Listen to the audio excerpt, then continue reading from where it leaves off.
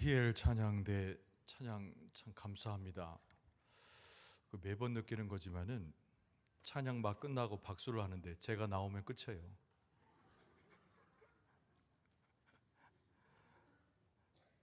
제가 늦게 나올까 봐 한 5분 기다렸다가 박수 한 번 더 합시다.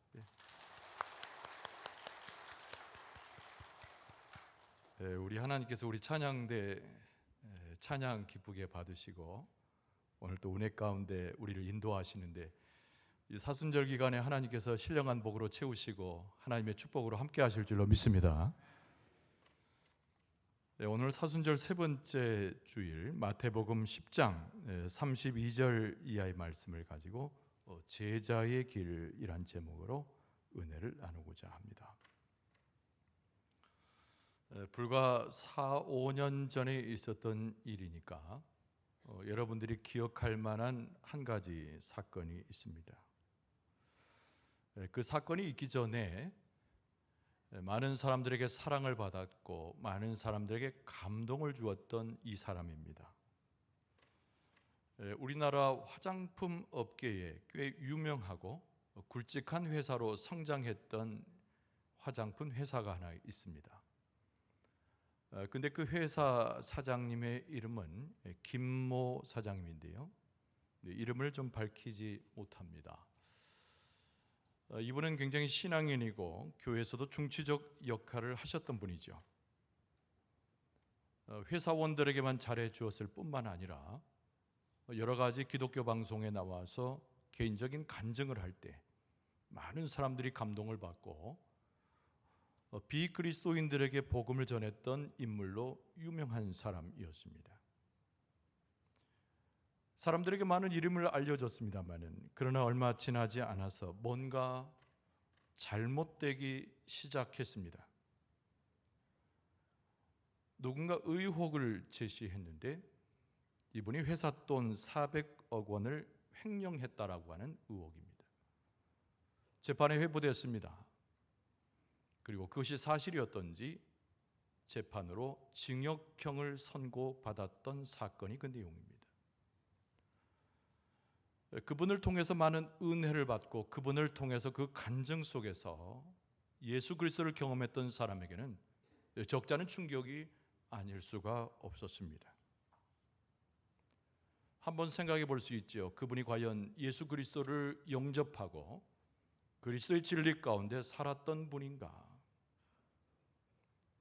그 충격적 사건과 그 이후에 그가 회개하거나 그가 거듭났거나 또 사과의 내용으로 사람들에게 머리 숙였다고 하는 기록이 없으니 그 사람의 회심과 믿음은 의심할 만한 수준에 있다고 볼 수 있습니다. 에베소 2장 10절 말씀에 보면은 이런 말씀이 있습니다. 우리는 그가 만드신 바라 그리스도 예수 안에서 선한 일을 위하여 지으심을 받은 자니 이 일은 하나님이 전에 예비하사 우리로 그 가운데서 행하게 하려 하심이니라. 하나님의 선한 일을 위해서 하나님께서 우리를 부르셨다고 하는 말씀입니다. 하나님의 위대한 하늘나라의 일을 도모하기 위해서 우리를 예수 믿게 하고 우리의 삶을 변화시켰다고 하는 사도 바울의 고백적 표현이지요. 믿노라고 하면서 구원을 얻었노라고 하나님을 찬송하면서 우리의 삶 자체가 선한 행실로 채워지지 못한다면 무언가 잘못됐다고 하는 명백한 증거라고 할 수 있습니다. 그 원인이 무지에 의한 것인지 미성숙과 낙담 혹은 예수 그리스도 이외에 다른 것을 신뢰할 수 있었던 것이 있는 것이었는지 무엇이 원인이든 간에 구원받는 사람은 제자의 삶을 살아야 되고 구원받는 사람은 선한 행실로 모범을 보여야 하는데 우리의 삶이 그것이 등장하지 않으면 우리는 과연 구원받은 사람인가? 그리스도인인가? 자기 자신을 돌아볼 수 있어야 된다고 하는 말씀입니다. 예수 그리스도를 참되게 믿는 사람, 성경 말씀은 그들을 제자라 일컬으면서 그 참된 믿음과 함께 삶의 현실 속에서 선을 행해야 된다고 성경은 강조하고 있습니다. 오늘 이 본문의 말씀에 우리는 마태가 기록한 예수 그리스도의 이 말씀을 한 번 더 만나게 되는 것이죠. 여러분, 오늘 본문의 말씀을 통해서 우리의 신앙의 삶과 우리의 심령의 모습을 돌아보건대 제자된 자의 모습으로 주 앞에 다시 한번 서며 하나님의 은총 가운데 믿는 자의 삶의 모습으로 하나님의 놀라우신 은혜로 변화되는 하나님의 역사를 경험할 수 있기를 바랍니다. 오늘 이 본문의 말씀은 어떤 도전을 주는 것인가? 여러분, 제목의 제자의 길이라고 하는 표현처럼 어떤 도전을 주고 깨우침을 주는 것인가? 말씀에 집중할 필요가 있습니다. 제자는 과연 믿는 사람은 어떤 사람인가? 여러분, 첫 번째로 제자는 예수 그리스도를 다른 이들 앞에서 과감하게 고백할 수 있는 사람이 제자입니다. 예수님께서 잡히시던 날 밤 최후의 만찬을 하셨습니다. 예수님이 12제자가 예수님의 주변에 모여 있었습니다. 그때 예수님께서 제자들에게 이렇게 말씀하셨어요. 오늘 밤에 너희가 다 나를 버리리라. 그때 베드로가 갑자기 튀어나와서 예수님 앞에 이렇게 소리쳐 고백합니다. 주여, 다 주를 버릴지라도 나는 언제든지 주를 버리지 않겠습니다. 그때 예수님께서 이윽고 곧바로 베드로에게 말씀을 하셨어요. 내가 진실로 너에게 이르노니 오늘 밤 다 울기 전에 네가 나를 3번 부인하리라. 베드로는 무척 당혹했으나 그때 바로 예수님에게 이렇게 답변하죠. 내가 주와 함께 죽을지언정 주를 절대 부인하지 않겠습니다. 그랬더니 이구동성으로 주변에 있는 제자들도 같은 고백을 합니다. 주여, 우리는 그런 일이 없습니다. 주여, 우리가 어찌 당신을 부인할 수 있겠습니까? 여러분, 이 장면까지는 굉장히 화기애애하며 예수 그리스도 앞에 충성을 맹세하는 매우 아름다운 모습의 대화로 진행되는 것을 볼 수가 있습니다. 그러나 우리가 잘 아는 대로 예수님께서 잡히셨습니다. 법정에 넘겨지셨습니다. 제자들은 어떻게 됐을까요? 성경에 보니까 뿔뿔이 흩어져 예수님의 곁에 머무르는커녕 도망치는 자들이 되었습니다. 베드로는 어떻게 되었습니까? 닭 울기 전에 예수님을 3번 부인하게 되었는데 심지어는 예수님을 부정하고 예수님을 맹세하여 저주까지 한 사람이 베드로가 되었습니다. 닭 울기 전에 일어났던 비극의 참화가 그 내용입니다. 베드로는 왜 예수님을 3번 부인하고 그것도 예수님을 저주하듯이 사람들 앞에 그렇게 자기 자신을 피신시켰을까요? 이유는 아주 단순합니다. 위기를 경험했을 때 그 위기를 모면하기 위해서 사람들을 두려워한 나머지 그의 심령이 도망치고 있었기 때문입니다.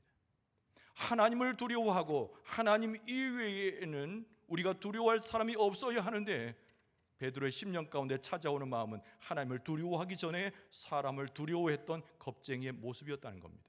사람들에게 좋게 하기 위해서, 사람들에게 호의적 반응을 보이기 위해서 베드로는 예수님을 부인하는 것을 마다하지 않았다. 이게 복음서에서 전하고 있는 그 장면들의 이야기들입니다. 예수님을 쉽게 부인해버리는 사람들, 예수님의 그 역사를 인정하지 못하고 심령에 새기기는커녕 예수님의 말씀을 콧등에도 받아들이지 않는 사람들, 여러분, 예수님의 진리의 말씀을 이해할 수 없습니다.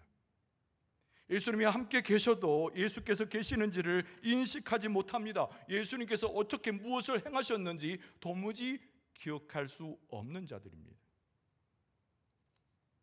예수님께서 오늘 본문의 말씀에 말씀하셨어요.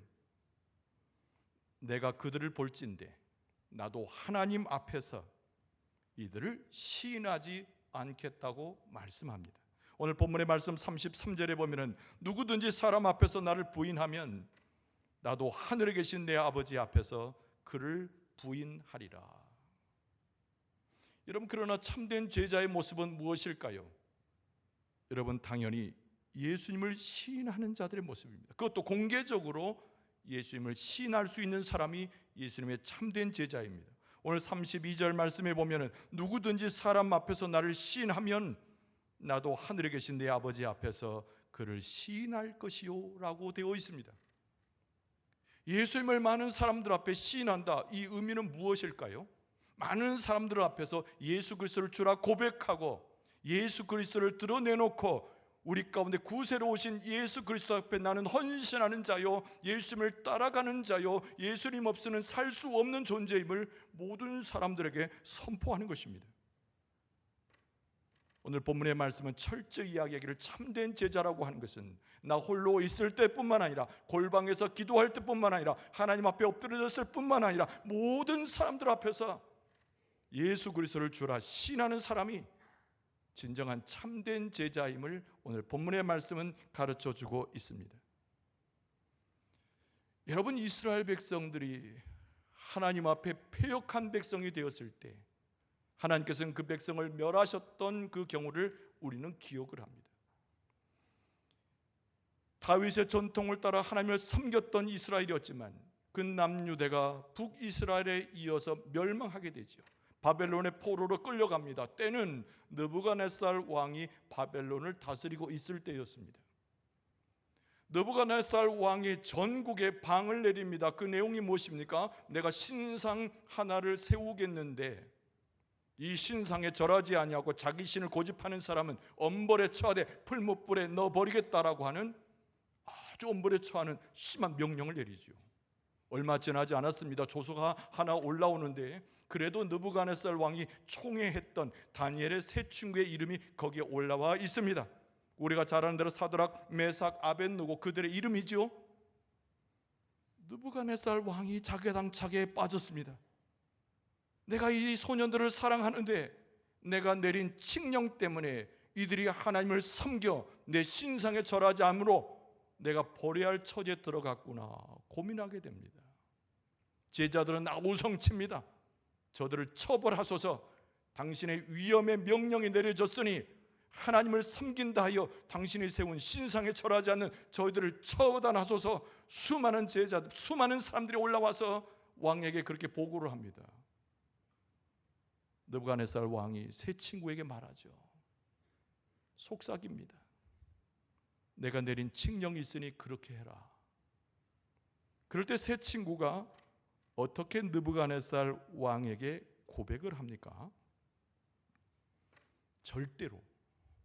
절대로는 하나님 이외에 이방의 신상에 절을 할 수 없습니다. 오직 유일한 참신은 하나님이심을 이 세 친구는 고백을 하죠. 그 유명한 고백이 다니엘서 3장 17절 이하의 말씀에 나옵니다. 제가 읽어드립니다. 왕이여, 우리가 섬기는 하나님이 계시다면 우리를 맹렬히 타는 풀무불 가운데서 능히 건져내시겠고 왕의 손에서도 건져내시리다. 그렇게 하지 아니하실지라도, 하나님이 우리를 건져내지 아니하실지라도, 왕의 손에 죽어 풀무불에 던져질지라도, 그런 얘기죠. 왕이여, 우리가 왕의 신들을 섬기지도 아니하고 왕이 세우신 금신상에게 절하지도 아니할 줄을 아옵소서. 이렇게 고하는 거예요.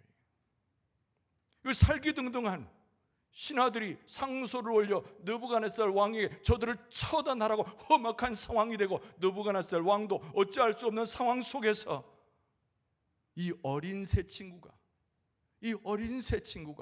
만방을 구하여 하나님을 시인하여 하나님을 섬기겠다고 하고 선언하는 장면이 거기에 기록이 되어져 있습니다.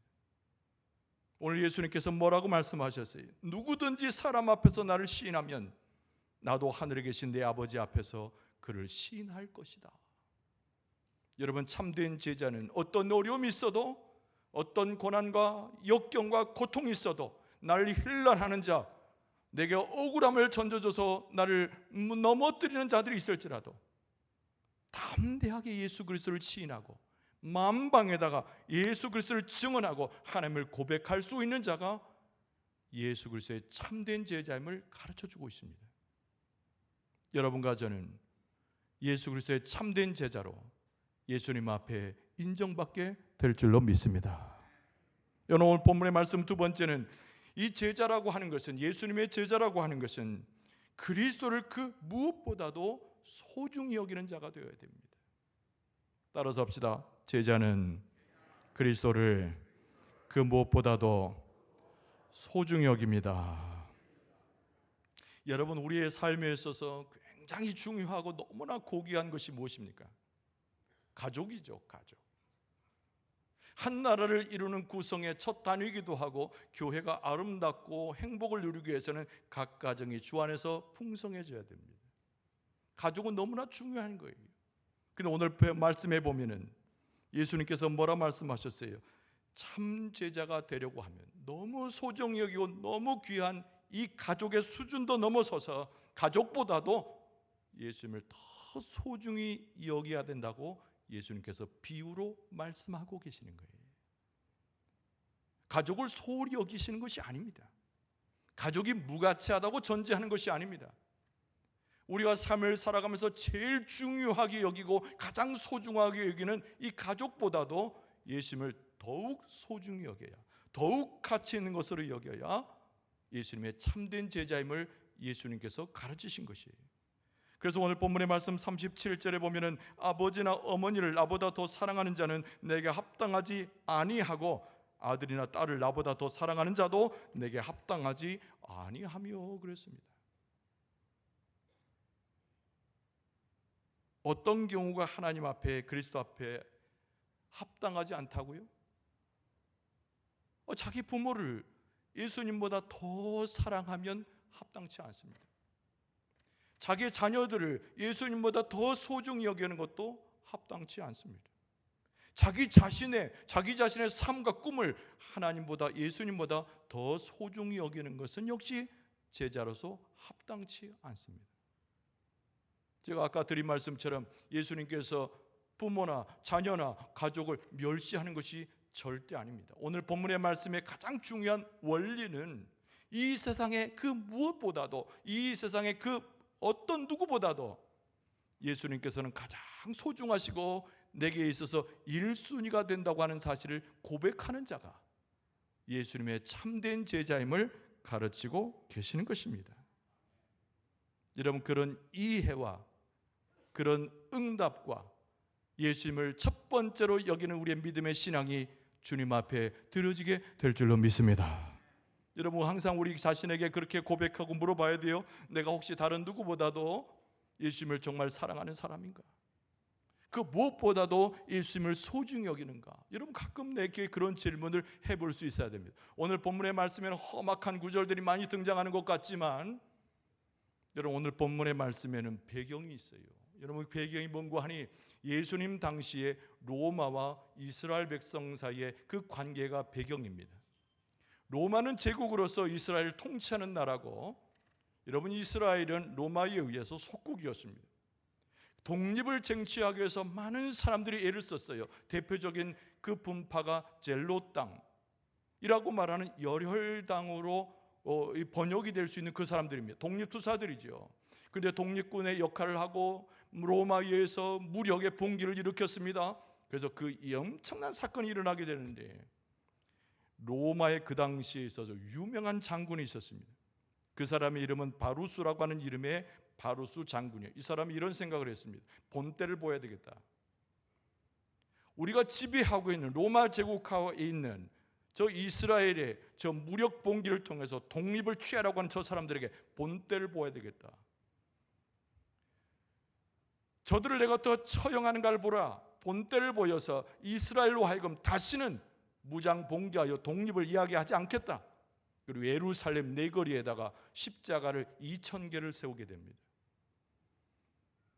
그리고 봉합하고 그들을 잡아들인 젤로 땅, 열혈당 사람들 2000개 십자가 위에 매달아 죽이는 사건이 일어나요. 이스라엘 사람들이 이해하는 십자가는 무엇이 되었겠습니까? 십자가라고 하는 것은 죽음을 상징하는 것으로 이스라엘 백성의 머릿속에 각인이 되었던 거죠. 근데 오늘 예수님께서 뭐라 말씀하세요? 38절에 보면은 또 자기 십자가를 지고, 이런 표현으로 예수님이 말씀하시는 겁니다. 예수님을 따라가는 제자들을 설명하시면서 자기 십자가를 지고 예수님을 따라오는 자를 예수님께서 말씀하고 계시는 거예요. 지금 십자가는 죽음이고 십자가는 공포이고 십자가라고 하는 것은 이스라엘 백성이 너무 험악한 것인데 예수님께서 말씀하시기를 자기 십자가를 지고 이 표현을 씁니다. 그리고 나서 39절에는 십자가를 대하는 두 사람의 태도를 표현하는데, 첫 번째는 자기 목숨을 얻는 자, 중간에 보면 두 번째가 나를 위하여, 예수님을 위한 것이죠. 자기 목숨을 잃는 자, 이렇게 구분하고 있습니다. 자기 목숨을 얻는 자는 무엇을 말하는 것일까요? 자기 중심적으로 살아가는 사람입니다. 자기의 것만을 취하려고 하는 사람들입니다. 자기 일신의 양명을 위해서 살아가는 사람들을 이야기합니다. 그래서 한때를 즐겁게 보내고 풍요하고 보내고 잘 지내면 좋다고 생각합니다. 심지어는 그들의 사람들에게 뭔가를 나눠주면서 좋은 평판 가운데 있습니다. 그러나 제자의 기준에서 보면 이 사람들이 얼마나 무익한 삶으로 치닫고 있는가를 오늘 본문의 말씀을 대하는 우리들이 깨달아야 됩니다. 십자가 앞에 또 하나의 태도, 나를 위하여, 예수님을 위하여 자기 목숨을 잃는 자를 설명하고 있습니다. 자기 목숨을 잃어버린 자체가 되지만 예수 그리스도를 통하여 생명을 얻게 되고, 자기 목숨을 내어놓는 자같이 보이지만 예수 그리스도 안에서 영원한 보상이 있기 때문에 예수의 십자가를 지고 제자된 삶으로 자기 목숨을 초기와 같이 버릴 수 있는 사람을 이렇게 묘사하고 있는 것입니다. 여러분, 자기의 목숨을 얻고자 하는 자는 사망에 이를 수 있지만 주를 위하여 자기 목숨을 버리고 잃어버리는 자리에 들어갈 수 있는 사람은 오히려 하나님의 영광과 하나님의 축복과 은혜를 경험하게 되는 줄로 믿습니다. 예수님의 제자들 중에 역시 대표적인 사람은 당연히 베드로죠. 베드로 이야기를 하나 더 합니다. 예수님께서 베드로를 부르셨습니다. 예수님의 제자가 되었어요. 여러분, 그러나 여전히 그는 어부의 역할을 계속 수행했던 것으로 보입니다. 요한복음 21장에 보면은 거기 우리가 흔히 나오는 153마리의 하나의 이야기가 나옵니다. 요한복음 21장 11절에 그대로 이렇게 읽어드리죠. 시몬 베드로가 올라가서 그물을 육지에 끌어올리니 가득히 찬 큰 물고기가 153마리라. 이같이 많으나 그물이 찢어지지 아니하였더라. 할렐루야. 이 말씀은 아멘을 크게 하셔야 돼요. 할렐루야. 왜냐하면 이 말씀은 예수님의 제자된 자에게 허락되는 하나님의 축복을 상징하고 있기 때문에 아멘을 크게 하시라고 제가 요청한 거예요. 한 번 더 읽어드릴 테니까 아멘을 좀 크게 하세요. 시몬 베드로가 올라가서 그물을 육지에 끌어올리니 가득히 찬 큰 물고기가 153마리라. 이같이 많으나 그물이 끊어지지 찢어지지 아니하였더라. 할렐루야. 그러니까 앞에 본문을 보면 상처되고 부담스럽고 험악해요. 그런데 여러분, 제자는 하나님이 주시되 영광과 축복을 주신 분이 분명하잖아요. 하나님의 영광, 하나님의 축복을 믿는 줄로 믿습니다. 여러분들의 얼굴이 하도 상심되어서 제가 드린 말씀이에요. 시몬 베드로가 밤새 수고하지 않았습니까? 물고기 잡으려고. 근데 새벽녘이 됐는데 한 마리도 못 잡았어요. 근데 그 베드로에게 누가 오셨어요? 예수님께서 오셨습니다. 베드로를 뭘로 인식했습니까? 제자로 인식하신 거죠. 오셔서 말씀하셨습니다. 저 깊은 데로 가서 그물을 던지라 말씀하셨어요. 이미 시간이 지났습니다. 베드로는 어부의 전문가예요. 근데 예수님은 목수 출신 아닙니까? 그런데 예수님께서 스승된 자로 오셨어요. 근데 베드로가 예수님의 말씀을 거역하지 않고 예수님 말씀 그대로 순종합니다. 그럴 때 오늘 아까 우리가 읽었던 본문의 말씀이 나오는 거예요. 여러분, 가서 그물을 던졌더니 정말 배에 가득한 물고기가 잡혀서 그물은 찢어지지 아니하되 153마리라고 하는 풍요와 부요를 맛보게 된 줄로 믿습니다. 근데 여기서 153마리 그러면 153마리가 도대체 몇 마리길래 그렇게 대단한 말인가, 이런 생각을 하기 쉬운데요, 굉장히 상징적인 숫자 표현인 걸 알아야 됩니다. 한 마리, 두 마리, 153마리가 아니에요. 여기서 말하는 153이라는 숫자는 예수 그리스도 앞에 나가고자 하는 하나님의 제자된 자들이, 예수님의 말씀에 순종하기 원하는 하나님의 제자들이, 예수 그리스도를 따르고자 하는 제자들이 얻을 수 있는 믿음의 보상, 하나님 앞에 나아갈 때 하나님의 축복이 무엇인지 영적인 은혜를 표현하는 상징적인 표현이 153이라고 하는 숫자입니다. 베드로는 제자가 되었어요.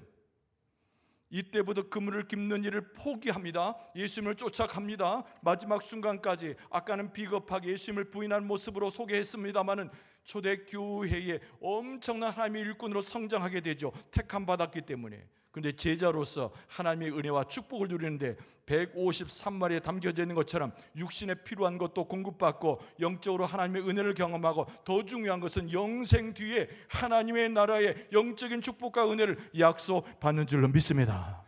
여러분, 세상을 침략해서 세상에 있는 것들로 얻고자 하는 자는 마지막에 다 잃어버리지만은, 세상적인 것이 다인 줄 알아서 그것에 매진하는 사람은 허기지고 삶의 모든 고통과 번뇌 가운데 그냥 쓰러져 가지만은, 영원한 것을 꿈꾸고 예수 그리스도의 제자가 되고 하나님의 백성 된 자에게는 삶을 살아갈 때 필요한 것을 공급받을 뿐만 아니라 저 하나님의 나라에서 약속된 하나님의 축복으로 채워지게 될 줄로 믿습니다.